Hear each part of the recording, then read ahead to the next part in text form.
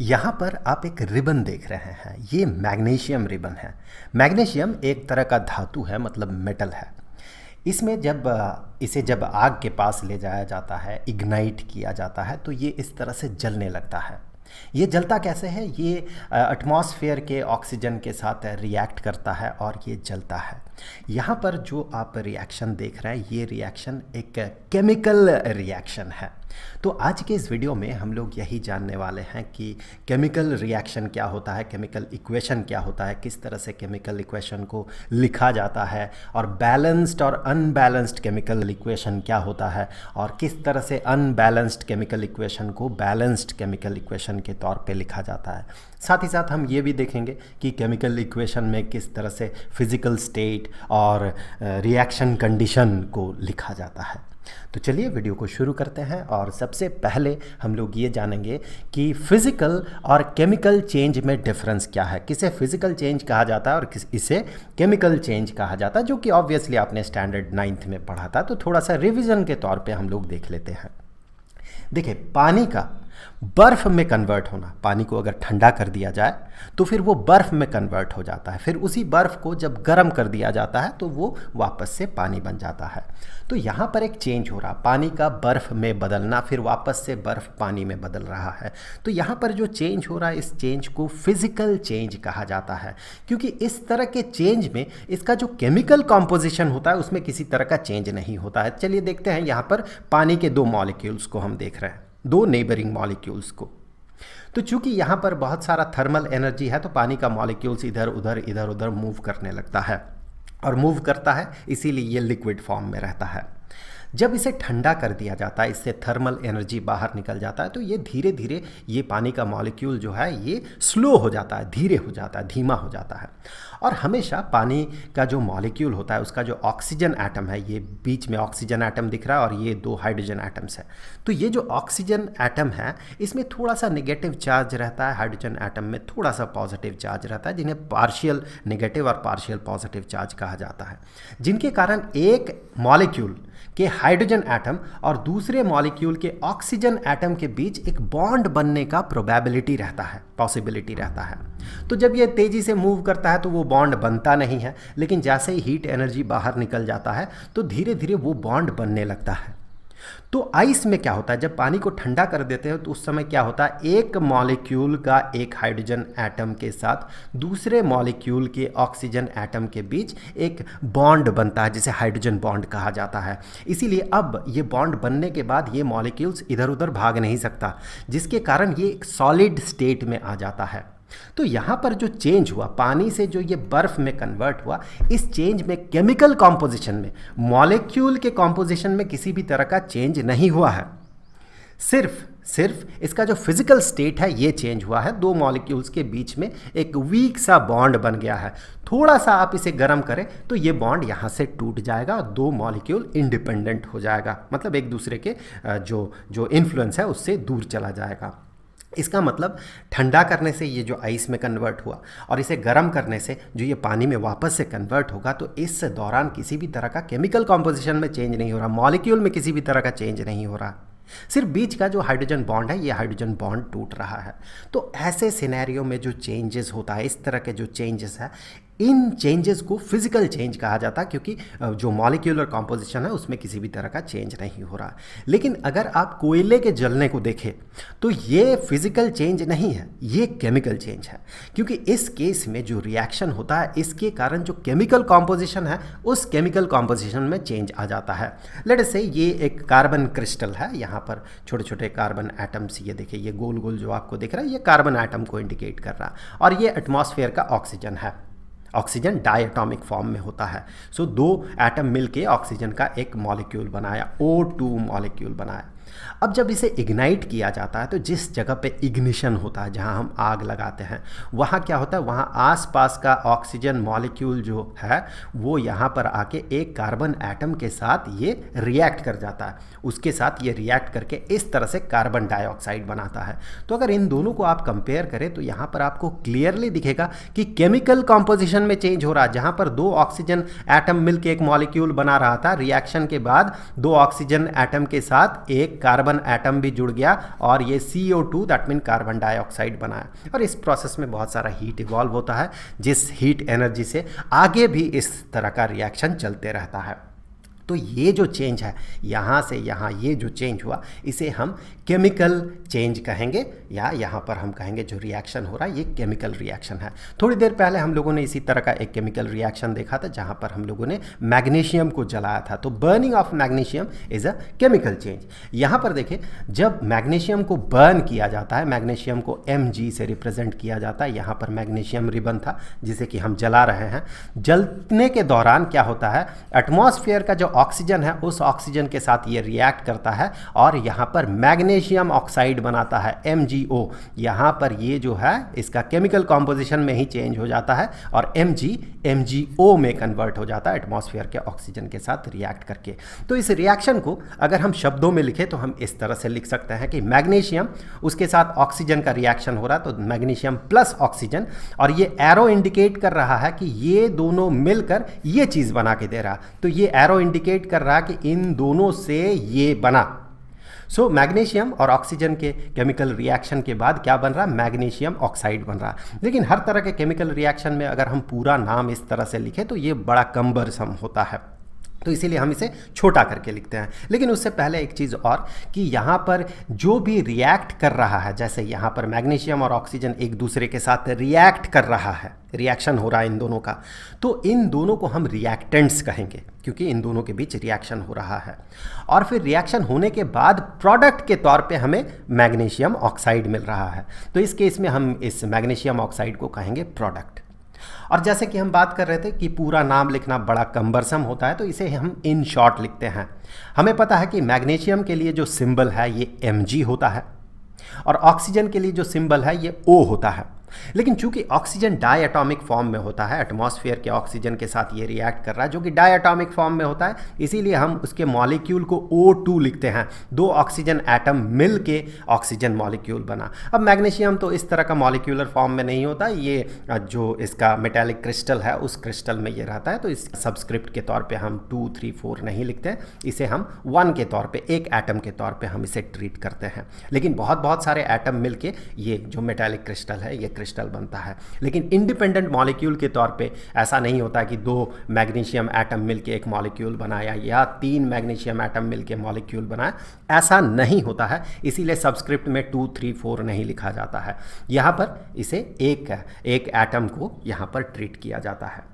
और magnesium oxide जो है उसका जो सिंबल है ये MgO है। ये बता रहा है कि मैग्नीशियम ऑक्साइड जो है एक मैग्नीशियम एटम और एक ऑक्सीजन एटम मिलके एक मॉलिक्यूल बनता है जिसे मैग्नीशियम ऑक्साइड कहा जाता है। इस तरह के और भी कुछ केमिकल रिएक्शंस जो है, केमिकल इक्वेशन जो है आपको यहाँ पर दिख रहा है कि हाइड्रोजन और ऑक्सीजन के साथ एक दूसरे के साथ ये जब रिएक्ट करता है तो ये पानी बनाता है। हाइड्रोजन और क्लोरीन एक दूसरे के साथ रिएक्ट करके हाइड्रोजन क्लोराइड बनाता है। इसी तरह से बेरियम क्लोराइड सल्फ्यूरिक एसिड के साथ रिएक्ट करके बेरियम सल्फेट और फिर HCl बनाता है। यहाँ पर देखिए इन इक्वेशंस को अगर आप देखें तो इन इक्वेशंस में ऐसा कुछ है जो कि इस इक्वेशन को पूरी तरह से या इस रिएक्शन को पूरी तरह से रिप्रेजेंट नहीं कर पा रहा है। थोड़ी देर में ये क्लियर हो जाएगा। अगर मैग्नीशियम और ऑक्सीजन के बीच के रिएक्शन वाला इक्वेशन आप देखें तो यहाँ से ये क्लियर हो जाएगा। अगर हम इसे फिगर में रिप्रेजेंट करें तो यहाँ पर देखिए ये एक मैग्नीशियम एटम को रिप्रेजेंट कर रहा, ये एक डाई ऑक्सीजन मॉलिक्यूल को, 2 ऑक्सीजन एटम मिलकर मॉलिक्यूल, सो डाई ऑक्सीजन मॉलिक्यूल को रिप्रेजेंट कर रहा, और यहाँ पर एक मैग्नीशियम ऑक्साइड मॉलिक्यूल को ये रिप्रेजेंट कर रहा है।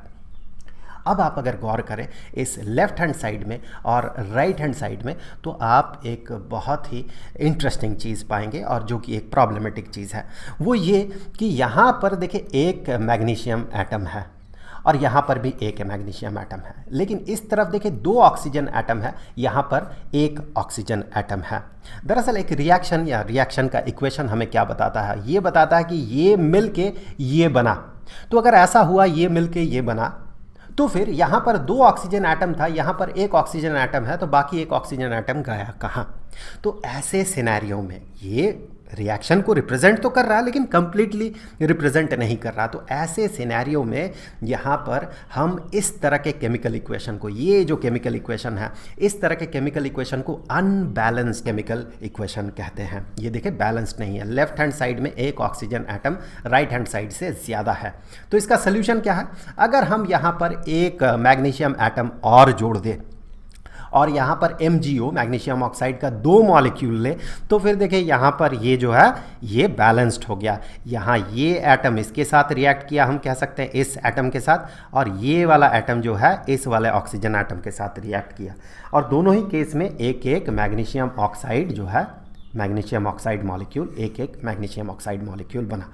तो अब की बार ये जो सिनेरियो है, इस सिनेरियो में ये जो इक्वेशन है कि 2 मैग्नीशियम एटम एक ऑक्सीजन मॉलिक्यूल के साथ रिएक्ट करके 2 मैग्नीशियम ऑक्साइड मॉलिक्यूल बना रहा है, ये अब जो इक्वेशन बना, ये इक्वेशन अब बैलेंस्ड इक्वेशन हुआ, क्योंकि अब जो है लेफ्ट हैंड साइड और राइट हैंड साइड में हर एक एलिमेंट का सेम नंबर ऑफ एटम्स है। तो इस तरह के केमिकल इक्वेशन को बैलेंस्ड केमिकल इक्वेशन कहा जाता है।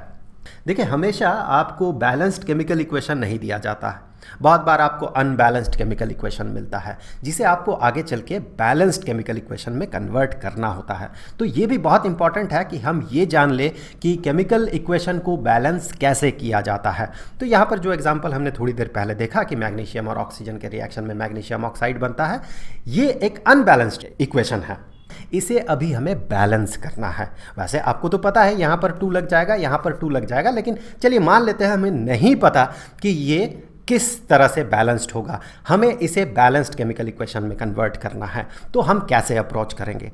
तो chemical equation, unbalanced chemical equation को बैलेंस करने का अलग अलग तरीका है। एक जो बहुत ही सिंपल तरीका है वो है अलजेब्रिक मेथड, हम उसी मेथड पे बात करेंगे अभी। तो देखिए, बैलेंस्ड केमिकल इक्वेशन में कन्वर्ट करने से क्या होगा, यहाँ पर एक नंबर आएगा, 1 2 3 4 कुछ भी हो सकता है, यहाँ पर भी नंबर आ सकता है, यहाँ पर भी नंबर आ सकता है।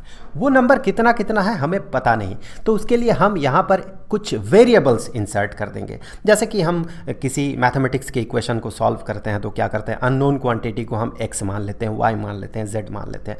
उसी तरह से यहाँ पर हम मान लेंगे कुछ नंबर होगा, यहाँ पर क्या नंबर होगा हमें नहीं पता, तो चलिए a मान लेते हैं। यहाँ पर भी कुछ नंबर हो सकता है, तो क्या होगा क्या नहीं होगा ये हमें नहीं पता, तो फिलहाल हम इसे b मान लेते हैं। और यहाँ पर भी क्या होगा हमें नहीं पता, तो यहाँ पर हम इसे c मान लेते हैं। हम जब सॉल्व करेंगे a b c के लिए नंबर निकल के आएगा, वही नंबर यहाँ पर हम पुट कर देंगे। अब देखिए क्या करेंगे, जो बैलेंस्ड केमिकल इक्वेशन है उसका बेसिक क्या है कि लेफ्ट हैंड साइड में मैग्नीशियम का जितना एटम रहेगा, राइट हैंड साइड में भी मैग्नीशियम का उतना ही एटम रहना चाहिए। लेफ्ट हैंड साइड में ऑक्सीजन का जितना एटम रहेगा, राइट हैंड साइड में भी ऑक्सीजन का उतना ही एटम रहना चाहिए। तो फिर यहाँ पर फॉर मैग्नीशियम जब हम सॉल्व करेंगे, फॉर Mg के लिए जब हम सॉल्व करेंगे, तो देखिए लेफ्ट हैंड साइड क्या बता रहा है, मैग्नीशियम का कितना एटम है, तो मैग्नीशियम का A नंबर ऑफ एटम है, लेफ्ट हैंड साइड बता रहा है। सो लेफ्ट हैंड साइड में A नंबर ऑफ एटम्स है। राइट हैंड साइड में ये जो मैग्नीशियम ऑक्साइड है, एक मैग्नीशियम ऑक्साइड मॉलिक्यूल में एक मैग्नीशियम एटम होगा, और अगर C number of magnesium oxide molecule हो तो obviously C number of magnesium atom होगा। तो जो राइट हैंड साइड है वो बता रहा कि मैग्नीशियम का एटम जो है उसका नंबर C होगा। तो हम कह सकते हैं दोनों जो है बैलेंस्ड केमिकल इक्वेशन के केस में A और C दोनों बराबर होना चाहिए। अब देखिए, अगर हम ऑक्सीजन के केस को कंसीडर करें for oxygen atom, so oxygen atom के केस में देखें लेफ्ट हैंड साइड हमें क्या बता रहा है, कितना ऑक्सीजन एटम है। लेफ्ट हैंड साइड बता रहा कि B number of oxygen molecule है, और एक मॉलिक्यूल में 2 एटम है। तो total number of oxygen atom left hand side में कितना होना चाहिए, 2 इंटू बी। सो 2 इंटू बी, इतना ऑक्सीजन एटम है लेफ्ट हैंड साइड में। राइट हैंड साइड में C number of magnesium oxide molecule है, तो एक मैग्नीशियम ऑक्साइड मॉलिक्यूल में एक ऑक्सीजन एटम है। C number of magnesium oxide molecule में C number of oxygen atom होना चाहिए। तो ये भी बताएगा C जो है C number of oxygen atom है। तो लेफ्ट हैंड साइड और राइट हैंड साइड को बराबर होना है, तो इन दोनों को इस तरह से बराबर होना है। अब देखिए हम क्या करेंगे, A B या C तीनों में से किसी का वैल्यू हम 1 मान लेंगे। तो यहाँ पर किसका वैल्यू 1 मानना आसान होगा? अगर ए का वैल्यू 1 मानेंगे तो देखिए सी का वैल्यू 1 निकल के आएगा, क्योंकि ए और सी दोनों बराबर है। तो सी अगर 1 होगा तो बी का वैल्यू 1/2 निकल के आएगा, आधा होगा। तो वो फिर आगे चल के हमें 2 से मल्टीप्लाई करना होगा। तो इस केस में हम क्या करेंगे, अगर बी का वैल्यू 1 मानते हुए चलते हैं तो सी का वैल्यू 2 मिलेगा, सी का वैल्यू 2 है तो ए का वैल्यू भी 2 निकल के आएगा। तो यहाँ पर हम क्या करेंगे, लेट अस कंसिडर, लेट जो b है, b का वैल्यू हमने 1 मान लिया। तो ये आसान होगा। वैसे आप a का वैल्यू भी 1 मान सकते हैं, c का वैल्यू भी 1 मान सकते हैं। आगे चल के फिर मल्टीप्लाई करना होगा, क्योंकि यहाँ पर नंबर के तौर पे हम फ्रैक्शन यूज़ नहीं करते हैं, हमें होल नंबर यूज़ करना होता है। तो चलिए b का वैल्यू जब हम 1 मान लिए तो फिर इस इक्वेशन से हमें मिलेगा 2b is equal to c, 2b is equal to c. और फिर यहाँ से आगे हम कहेंगे कि c, ये तो हमने मान लिया था कि c is equal to 2 into 1, B का वैल्यू हमने 1 कंसिडर किया था, तो 2 इंटू 1 इज इक्वल टू 2। अब यहाँ से आगे अगर आप देखें तो a का वैल्यू चूंकि c के बराबर है, तो यहाँ से हम कह सकते हैं चूंकि a is equal to c, तो a का वैल्यू भी 2 होगा। अब हमें क्या करना, इन वैल्यूज़ को, a b c वैल्यूज़ को यहाँ पर पुट करना है। a का वैल्यू यहाँ, b का वैल्यू यहाँ, c का वैल्यू यहाँ। तो हम क्या करेंगे, a का वैल्यू जो 2 है उस 2 को यहाँ पुट करेंगे, c का वैल्यू भी 2 है तो c का वैल्यू यहाँ पुट करेंगे, और b का वैल्यू 1 है तो b का वैल्यू हमने यहाँ पुट कर दिया। अगर इस केस में हम लोग a का वैल्यू 1 मानते, अगर हम a का वैल्यू 1 मानते तो फिर क्या होता, यहाँ से c का वैल्यू 1 निकल के आता, c का वैल्यू 1 निकल के आता। और इस इक्वेशन में 2b इज इक्वल टू सी का मतलब b is equal to C divided by 2, तो b is equal to 1 divided by 2 होता। सो ये 1/2 निकल के आता। तो ऐसे केस में यहाँ पर हम 1 लिखते, यहाँ पर 1/2 लिखते, और यहाँ पर हम 1 लिखते। चलिए एक बार लिख के ही आपको दिखा देता हूँ कि अगर हम ऐसा मानते तो हमें क्या करना होता। यहाँ पर a का वैल्यू हम 1 लिखते, b का वैल्यू हम 1/2 लिखते, और c का वैल्यू 1 लिखते। अब देखिए यहाँ पर हम फ्रैक्शन यूज़ नहीं कर सकते, हमें होल नंबर ही यूज़ करना होता है। तो फिर इस 1/2 को अगर हमें होल नंबर में कन्वर्ट करना हो, स्मॉलेस्ट होल नंबर में कन्वर्ट करना हो, स्मॉलेस्ट पॉसिबल होल नंबर में कन्वर्ट करना हो, तो ऑब्वियसली हमें इसे 2 से मल्टीप्लाई करना होगा। तो ऐसे केस में हमें पूरे इक्वेशन को 2 से मल्टीप्लाई करना होता है। तो 2 से मल्टीप्लाई करते साथ ये यहाँ पर ये 1 हो जाता, और यहाँ पर ये 2 हो जाता, 2 से हम मल्टीप्लाई कर रहे हैं तो ये 2 हो जाता, और ये भी 2 हो जाता। तो आखिरकार हम उसी बैलेंस्ड इक्वेशन में पहुँचेंगे, हम चाहे किसी को भी 1 मान के आगे बढ़ें। चलिए एक और इस तरह का प्रॉब्लम सॉल्व कर लेते हैं। यहाँ पर देखिए सल्फ़र और फ्लोरीन के बीच रिएक्शन हो रहा है और ये बन रहा है। तो अब यहाँ से आगे बढ़ते हैं, SF6 बन रहा है, यहाँ पर हम आगे बढ़ते हैं और यहाँ पर A डालेंगे, यहाँ पर B डालेंगे और यहाँ पर C डालेंगे। अब सल्फ़र के लिए देखिए ये कह रहा है लेफ्ट हैंड साइड में 8A नंबर ऑफ एटम्स है, और फिर राइट हैंड साइड कह रहा है कि C number of sulphur atom है, C number of sulphur atom है। तो ये दोनों एक दूसरे के साथ बराबर होगा। अब देखिए अगर फ्लोरीन एटम को कंसीडर करें तो फ्लोरीन के केस में यहाँ पर क्या होगा, देखिए लेफ्ट हैंड साइड कह रहा है कि 2B एटम है, फ्लोरीन का 2B एटम है, और राइट हैंड साइड कह रहा है कि 6C एटम्स है, 6C एटम्स है। इसे हम रिड्यूस कर सकते हैं, वैसे इसे हम अगर 2 से डिवाइड करें इक्वेशन के दोनों साइड को तो यहाँ B मिलेगा और यहाँ पर 3C मिल जाएगा। तो चलिए किसी को भी एक 1 मानकर आगे बढ़ते हैं।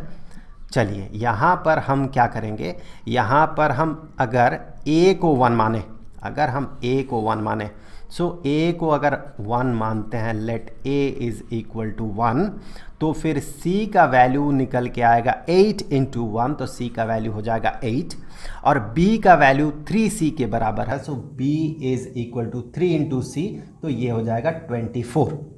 अब यहाँ पर इन वैल्यूज़ को हम यहाँ पर पुट कर देंगे A, B और C के जगह पे, A, B और C के जगह, A के जगह पे 1, तो 1 को नहीं लिखने का ज़रूरत नहीं पड़ता है, और B के जगह पे 24 और C के जगह पे हम पुट कर देंगे 8। अगर आप यहाँ पर देखें सल्फ़र के केस में अगर आप देखें तो लेफ़्ट हैंड साइड में 8 एटम है, राइट हैंड साइड में भी 8 एटम है, और अगर फ्लोरीन के केस में देखें तो लेफ्ट हैंड साइड में आपको 2 इंटू 24 48 एटम मिलेगा, और राइट हैंड साइड में भी 8 इंटू 6 48 एटम्स मिलेगा। दैट मीन ये बैलेंस्ड इक्वेशन में कन्वर्ट हो गया। एक और इस तरह का प्रॉब्लम सॉल्व कर लेते हैं। ये जो आप इक्वेशन देख रहे हैं ये लोहे का जंग लगने का इक्वेशन है। तो यहाँ पर भी हम वही करेंगे, ए बी सी और डी लिखेंगे। तो सबसे पहले अगर आयरन के लिए हम देखें for F E, left hand side में ए नंबर ऑफ एटम है, राइट हैंड साइड में 3C नंबर ऑफ एटम्स है।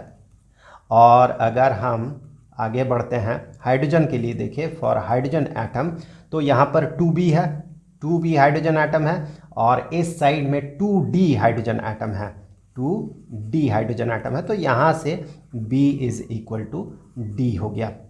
सो ये हमें यहाँ से मिल गया। अब एक और चाहिए ऑक्सीजन के लिए। सो फॉर ऑक्सीजन एटम, यहाँ से देखे कह रहा है लेफ्ट हैंड साइड कह रहा है कि B नंबर ऑफ एटम्स है, और राइट हैंड साइड कह रहा है C/4। सो C/4, ये वाला 4 और ये C, so 4C number of atoms है ऑक्सीजन का। तो यहाँ पर A, B या C किसी को भी आप 1 माने, D भी है तो किसी को भी आप 1 माने। तो यहाँ पर मैं क्या करता हूँ कि यहाँ पर C को 1 मान लेते हैं, C को, C थोड़ा आसान होगा, C को अगर हम 1 माने, let C is equal to 1। तो C का वैल्यू अगर 1 होगा तो यहाँ से A का वैल्यू हमें मिलेगा 3। So A is equal to 3 × 1, so A का वैल्यू हो गया 3, और A का वैल्यू 3 हुआ। फिर आगे यहाँ से B का वैल्यू जो है, यहाँ से B का वैल्यू हम कह सकते हैं कि that is equal to 4C। So B का वैल्यू हो गया 4 × C का वैल्यू 1 है, सो 4 × 1 इज 4, और चूंकि B is equal to D है तो D का वैल्यू भी हो जाएगा 4। तो इन वैल्यूज़ को यहाँ पर अगर हम पुट करें, यहाँ पर हम अगर ABCD की जगह पुट कर दें तो फिर ये बैलेंस्ड इक्वेशन बन जाएगा। A के जगह पे 3, B के जगह पे 4, और यहाँ पर C के जगह पे 1, तो 1 को लिखने का ज़रूरत नहीं है, और D के जगह पे 4। एक बार चलिए टेस्ट कर लेते हैं। लेफ्ट हैंड साइड में आयरन का कितना एटम है, देखें आयरन का 3 एटम है, राइट हैंड साइड में भी आयरन का 3 एटम है, तो आयरन तो बैलेंस्ड है। हाइड्रोजन का देखें केस, लेफ्ट हैंड साइड में देखें 4 × 2 8 एटम्स है, 8 एटम्स है, यहाँ पर भी 8 एटम्स है राइट हैंड साइड में, तो हाइड्रोजन भी बैलेंस्ड है। ऑक्सीजन का केस देखें, ऑक्सीजन का 4 एटम है लेफ्ट हैंड साइड में, और राइट हैंड साइड में भी 4 एटम है, तो ऑक्सीजन भी बैलेंस्ड हो गया। मतलब पूरा का पूरा जो इक्वेशन है ये अब बैलेंस्ड इक्वेशन बन गया। चलिए आगे बढ़ते हैं। बहुत बार क्या होता है कि केमिकल जो रिएक्शन रहता है, केमिकल रिएक्शन का इक्वेशन रहता है, जैसे कि लास्ट जो हमने सॉल्व किया वही यहाँ पर इक्वेशन आपको दिख रहा है। तो बहुत बार रहता है कि केमिकल इक्वेशन के साथ साथ वहाँ पर जो भी एलिमेंट हो या फिर जो कंपाउंड वहाँ पर यूज़ किया गया उस इक्वेशन में, उसका फिजिकल स्टेट भी हमें रिप्रेजेंट करना होता है, या फिर फिजिकल स्टेट भी रिप्रेजेंटेड रहता है। किस तरह से रहता है, इस तरह से वो रिप्रेजेंटेड रहता है। आयरन सॉलिड स्टेट में है, तो यहाँ पर सॉलिड। H2O जब ये रिएक्शन होता है तो ये सिंपल पानी के साथ ये रिएक्ट नहीं करता है, वाटर वेपर के साथ ये रिएक्ट करता है। तो गैसेस स्टेट में जब H2O रहता है, पानी रहता है, तभी जंग लगता है, तो ये गैसेस स्टेट। और यहाँ पर Fe3O4 जो जंग है वो सॉलिड स्टेट में है, तो ये सॉलिड। और जो हाइड्रोजन इवॉल्व करता है वो गैसेस फॉर्म में इवॉल्व करता है, तो उसके लिए यहाँ पर गैस का G। इस तरह से कुछ और इक्वेशंस हम यहाँ पर देख लेते हैं, जैसे कि कार्बन मोनोऑक्साइड हाइड्रोजन के साथ रिएक्ट करके CH3OH बनाता है। तो यहाँ पर देखिए कार्बन मोनोऑक्साइड गैसेस फॉर्म में है, हाइड्रोजन गैसेस फॉर्म में है, और CH3OH जो है मिथाइल अल्कोहल जो है ये लिक्विड फॉर्म में होता है। सो लिक्विड के लिए L। ये सारे स्टेट है, फिजिकल स्टेट्स है। तो अब एक और देख लेते हैं। यहाँ पर आपको फोटोसिंथेसिस का इक्वेशन दिख रहा है। यहाँ पर CO2 रिएक्ट करता है वाटर के साथ, पानी के साथ रिएक्ट करता है। यहाँ पर CO2 पानी में डिजॉल्व फॉर्म में रहता है, इसीलिए एक्वस, एक्वस के लिए है, मतलब पानी में वो डिजॉल्व फॉर्म में है। सो फोटोसिंथेसिस के दौरान CO2 जो है पानी में डिजॉल्व फॉर्म में रहता है, इसीलिए यहाँ पर एक्वस। और फिर बनता है यहाँ पर ग्लूकोज मॉलिक्यूल बनता है, जो कि ऑब्वियसली पानी में डिजॉल्व रहता है, तो इसीलिए एक्वस। और यहाँ पर O2 फिर पानी में डिजॉल्व फॉर्म में रहता है, रिएक्शन के बाद जब प्रोडक्ट बनता है तो इसीलिए एक्वस। और यहाँ जो पानी बनता है इस रिएक्शन के दौरान भी पानी बनता है, तो वो पानी लिक्विड फॉर्म में रहता है, इसीलिए यहाँ पर L। बहुत बार क्या होता है कि जो कंडीशन होता है, रिएक्शन का कंडीशन होता है, वो भी मेंशन रहता है, मतलब किस कंडीशन में वो रिएक्ट करेगा। हर एक रिएक्शन हर एक कंडीशन में नहीं होता है। किसी के लिए बहुत ज़्यादा टेम्परेचर चाहिए होता है, किसी के लिए बहुत ज़्यादा प्रेशर चाहिए होता है, किसी को कुछ खास कैटलिस्ट चाहिए होता है, मतलब किसी खास एक एलिमेंट या कंपाउंड के प्रेजेंस में ही वो रिएक्शन होगा। तो ये सारे कंडीशन को इंडिकेट कर रहा कि किस कंडीशन में वो रिएक्शन होगा।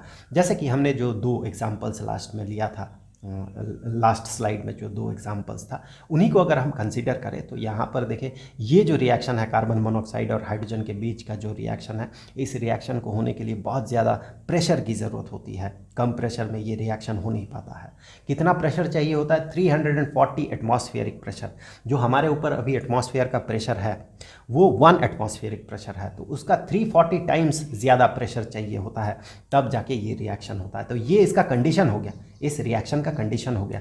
ऐसे केसेस में क्या किया जाता है, ये जो एरो है, इस एरो के ऊपर या नीचे उस कंडीशन को लिखा जाता है। तो यहाँ पर उस कंडीशन को एरो के ऊपर लिखा गया। उसी तरह से हो सकता है एक से ज़्यादा कंडीशन हो तो उन्हें हम इस तरह से रिप्रेजेंट करते हैं, एक कंडीशन को ऊपर दूसरे कंडीशन को नीचे। अगर उससे भी ज़्यादा हो तो आप कोमा लगा के कंडीशन लिख सकते हैं, इसमें कोई प्रॉब्लम नहीं है। तो इस वाला जो फोटोसिंथेसिस वाला जो रिएक्शन है, इस रिएक्शन को होने के लिए ऑब्वियसली हम सबको पता है सनलाइट की ज़रूरत होती है। सनलाइट ही वो एनर्जी है जिस एनर्जी को ट्रैप करके ये रिएक्शन होता है। ट्रैप कौन करता है? सनलाइट के एनर्जी को क्लोरोफिल करता है। बिना क्लोरोफिल का ये रिएक्शन नहीं होता है। तो यहाँ पर ये दो कंडीशंस हैं, सनलाइट चाहिए और क्लोरोफिल के प्रेजेंस में ये रिएक्शन होगा, तो उसे यहाँ पर इस तरह से रिप्रेजेंट किया जाता है। तो अब हम लोग ये देखेंगे कि केमिकल रिएक्शंस जो है इसके अलग अलग टाइप क्या क्या है। बहुत तरह के अलग अलग तरह के केमिकल रिएक्शंस होता है, तो इसी के बारे में हम लोग अब अगले वीडियो में बात करेंगे, जिस वीडियो का लिंक आपको यहाँ पर स्क्रीन पर मिल जाएगा। अब जाते जाते मैं आपको बता दूँ, स्टैंडर्ड 10th के लिए chemical reactions and equations chapter के सारे वीडियोज़ का जो प्ले लिस्ट है उसका लिंक आपको यहाँ पर डिस्क्रिप्शन बॉक्स में मिल जाएगा। तो मिलेंगे अगले वीडियो में, तब तक के लिए खुश रहें। Good bye.